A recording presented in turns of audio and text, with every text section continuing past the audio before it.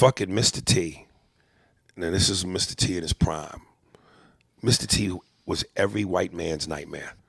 That's the nightmare? That's the nightmare. The scene where he's training and he's doing the pull-ups in what looks like a dirty, abandoned Brooklyn tenement house that used to have, it's a crack house. And you see all 456 muscles in his back flexing and greasy. Why was niggas always greasy in the 70s and the 80s? Again, picture that back with all the muscles digging your girl's guts out, nigga, in the missionary position. And you come home, what do? Nothing. You offer that nigga some milk and cookies for substance. And he goes to Rocky's wife, hey, woman. Oh, that would feel to have a real man. I bet you stay up late every night wishing you had a real man. I tell you what, bring your pretty little self over to my apartment tonight and I'll show you a real man. You want you, girl? And that's when Rocky decides, I'm going to fight. Don't nothing motivate a nigga to move like the thought of another nigga in your puss. And we talking about Mr. T, nigga. Probably fucking her while wearing all them chains. When everybody is boo to Mr. T because he's fucking with the champ on his day, as soon as the crowd silence, you hear one nigga yell out, get a brother a shot. I love it. And you can tell it's a nigga because the way it was delivered. Get a brother a shot. Like there was one nigga on Mr. T's side during the retirement where Rocky fights Clubber Lang for the first time. And, you know, like, and they do that in boxing where they'll have a former champion come in to shake hands with the new fighters. Yeah. And he goes to shake Clubber Lang's hand, and he knocks Apollo's hand away. Oh, with no has-been missing on my corner. And you better wipe that look off your face before I knock it off.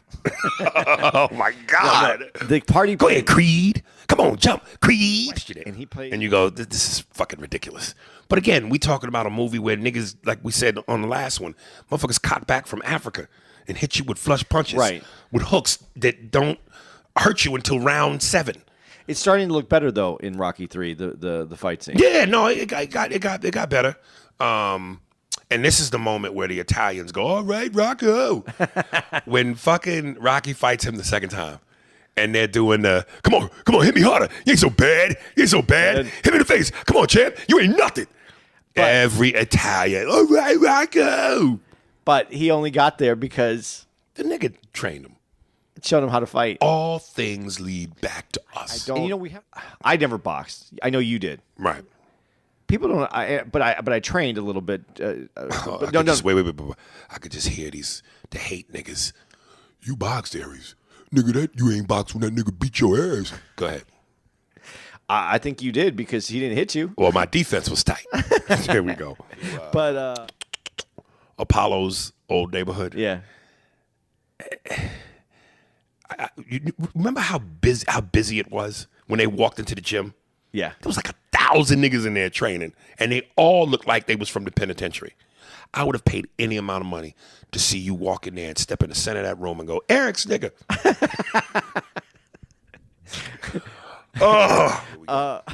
The Last Dragon. I told you I haven't seen that. Oh, Andy. I know. And I went to watch the other day, and it was $5.99 on Amazon, so I didn't watch it. It was too much money? There's so many movies for free. You yarmulke wearing, matzo ball soup eating, Hasidic curl having, Toucan Sam beak nose motherfucker. It was incredible. Keep up the good work. Hopefully I'll get to meet you guys in person one day. You know what, Ricky? Because I like you, nigga, here's what I'm going to do for you. I'm going to be a guest on your podcast. So I'm going to shoot you my number, and then you call me, and we'll set it up. And I'll be a guest on your podcast. You're going to have a big, big dick to come to your table. And I mean that literally, and the other way, I'm not articulating enough to know the right word. Figuratively. This is why you got to have a Jew white boy on your team. Dude, I'm in and out, man. Sometimes I know what I'm talking about. And sometimes you fade the fuck out. I do. Yes, okay, you be having nigger lapses. Yeah, Ricky Vang, I got you, baby. Put the bat signal in the air. I'm going to help support you, my nigga.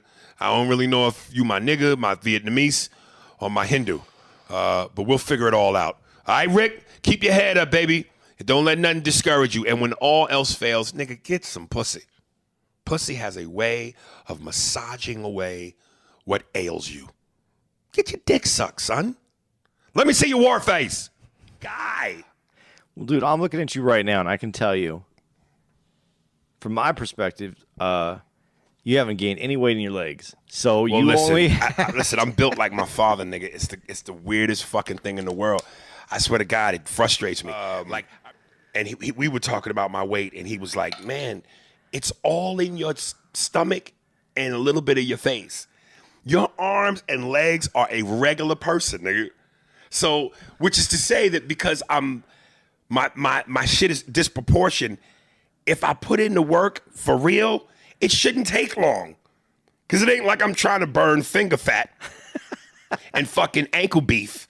Nigga, it's just the keg in my middle and a little bit of double chinage. And not even much. Because again, when I was looking like LeVar Crawford on that picture I hate with me with the boxing gloves. That everybody uses. My head was fucking ridiculously round, nigga. And the midsection was... And so, yeah, I've dropped a lot. But I'm not Jerry Maguire. People Magazine, sexiest people, top 50. That's 20 years ago, though, dude. I know. That's work. I know, but dude, my doctor recently said, he's like, dude, right now I weigh 230. He was like, yo, if you could get down to 200, that would be fantastic. Now, granted, it's not like I look like a pile of shit, but at 200, yo, my dream weight would be to get down to my fighting shape when I was in high school, which was 175. Really? I'd like to get to 185, but... How much you weigh? 200. Okay, so that's what, 15 pounds? Yeah. So for me, that's 30 plus. If I could do, that would be 45 pounds. Do you understand that if I got down to 175, nigga, I am Roy Jones Jr., prime, ripped. Wow. I wouldn't even know what to do with myself, man. Would you put, honestly, I'm not trying to call you out on the podcast, would you put that time into it? Honestly, do you believe you would do it? Everything in my head says yes, but the physical part and the part about, here's what I think would be my problem. Not even starting, because I think I could start, but somewhere between 5 pounds and the goal, I'm gonna hit a roadblock. And even though I've never gone through it, I know it exists. That whole, nigga, it's been this much time. I haven't had this kind of food. I haven't done this. My body is screaming cheeseburger, nigga. It's screaming pizza. You can't have a cheeseburger if you're trying to cut that weight. Well, that's what I'm saying. If I went hard in the paint and I went, yo, I'm fuck this cold turkey, nigga. No drinking, no smoking, no more bad foods. Strictly fruits, vegetables, at best, worst, chicken and fish, grilled or broiled. I might be able to go hard like that for a month, maybe. But then what happens in a month and a half to 2 months? But if you saw a good result in that month, don't you think it would change you? It might make me quit. Nigga, I look now. Yeah, I'm done. I think the hardest thing for you would be to change the late night. Because it's hard to go home after you get off stage. An adrenaline rush. Yeah. I think that would be the hardest thing. I'm telling you, dude, you might not like me if I really turned into that nigga. Because I would be that dude. I would floss it, nigga. That's like a bitch with big tits. The skimpiest tops, nigga. I am walking down the street with silk shirts open. Are you going to get a big gold chain? Nah, fucking nigga. My chest would be my chain. My pecs would be my medallions, nigga. Dude, the dude in the front Here's row. the beauty of pussy. Dude, she was straight up Shrek. Yeah. Here's the beauty. Here's the beauty of pussy and the power of love. Sometimes you see dudes with certain girls, and you go, nigga, really? That bitch? Or vice versa. You see a girl with a certain dude, I'm going, how the fuck this nigga, she like this nigga? Hey, man, some niggas got that motherfucking torpedo, baby. They know how to work that stick. And it'll make the bitches who you think Won't do it? Do it. Sometimes them ugly niggas that, look like they born out the sewage, nigga, them be the niggas that pipe you. Because that's they got nothing else going on. But and when still waiting for my next one. So there it is. You've done movies, though, since then? Yeah, I did a lot of weed plate movies. Movies that you take the DVD and you break your weed up on. you don't watch them. Oh, God. Somebody asked Michael Caine, how do you choose your movies? He goes, I'll open up the script and I'll look at the first page and the last page. And if my name is on both pages, I do the bloody picture. He also has a show last night. Got his girl. Oh, that old motherfucker. And you know what? It was so obvious. That's why when I said, sweetie, why are you with him? Because I just like to have a good time. I said, that's a hooker answer. Like, bitch, stop. Dude, you got really raw with a lot of the people that were there this weekend. You had to there was times when I was like, man, is that too far? And I would look at the face. Yeah.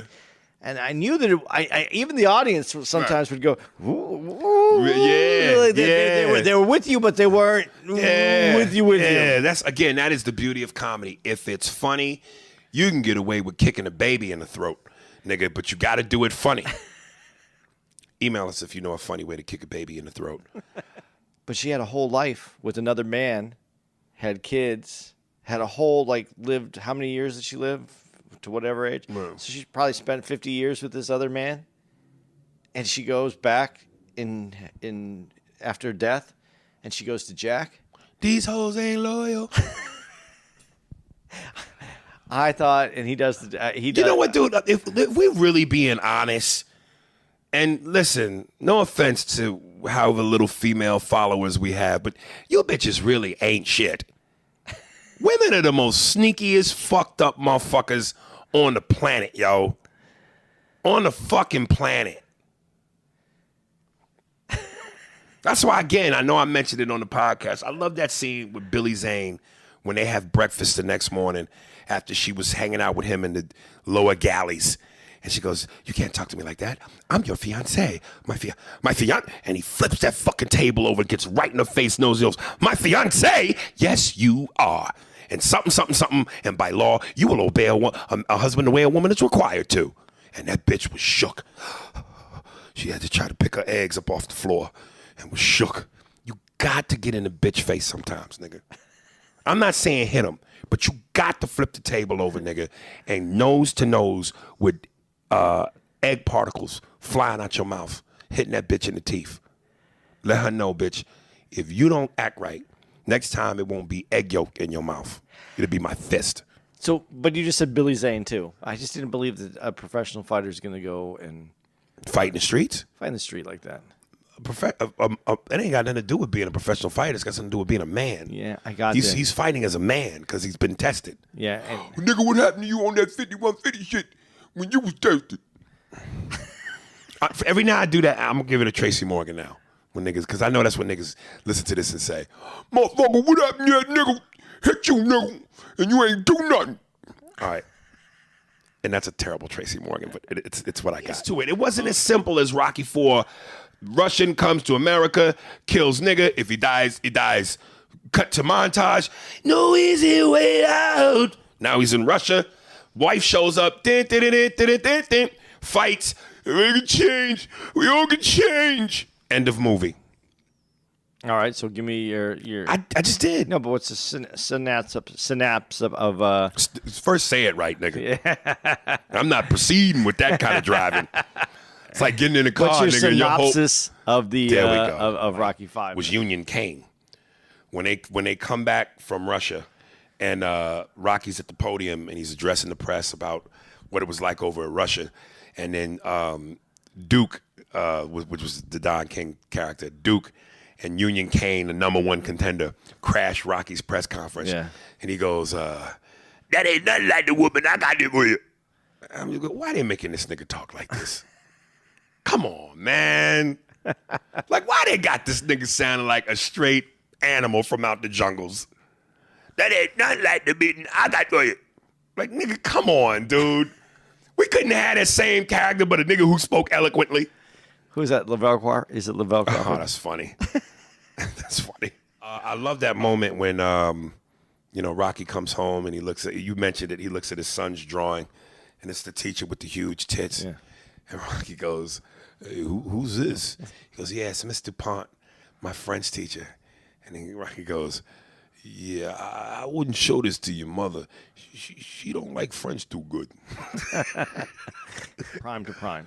Oh, well, listen. That was an exceptional period of time in heavyweight boxing. Yeah, prime to prime. I don't think any of those fighters from the 90s era could have fucked with them niggas in the 70s. Niggas were bred different.